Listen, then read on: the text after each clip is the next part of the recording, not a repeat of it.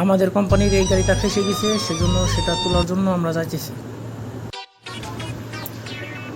তো গাড়ির কাছে গিয়ে দেখি গাড়ি এরকম চিতা পড়ে আছে, তার ডিফারেন্সিয়াল সামনেটা কোনো মতন ভাসে আছে। আর এই যে পিছনে দেখছেন এটার কি অবস্থা, এটা একদম পুড়ে গেছে। এটা উঠানোর জন্য প্রথমে আমরা পেলোটা নিয়ে আসবো, পেলোটা দিয়ে টেনে দেখবো কি অবস্থা ওঠে কিনা।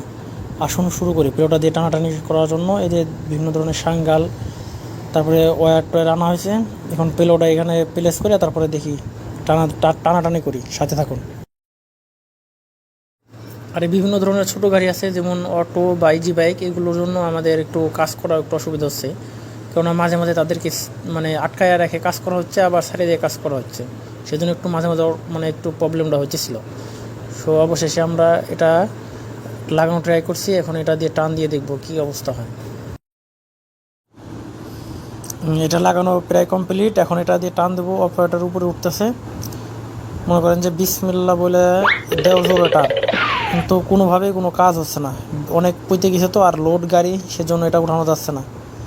পরবর্তীতে বলা হলো এটা এভাবে যাবে না। পরবর্তীতে অনেকক্ষণ টানাটানি করার পরে দেখলাম এটা আর উঠবে না, সেজন্য পরে জেসিবি ছিল আমাদের পাশেই, সেই জেসিবিটা নিয়ে তারপরে এখন দেখি কি অবস্থা হয়। জেসিবি দিয়ে টানবো, দেখতে থাকুন।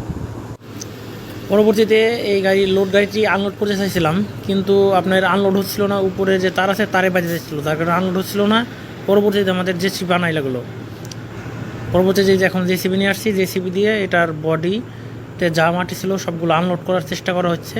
ধীরে ধীরে এগুলো আনলোড করা হচ্ছে। অবশেষে এটা আলহামদুলিল্লাহ উঠাতে পারছি।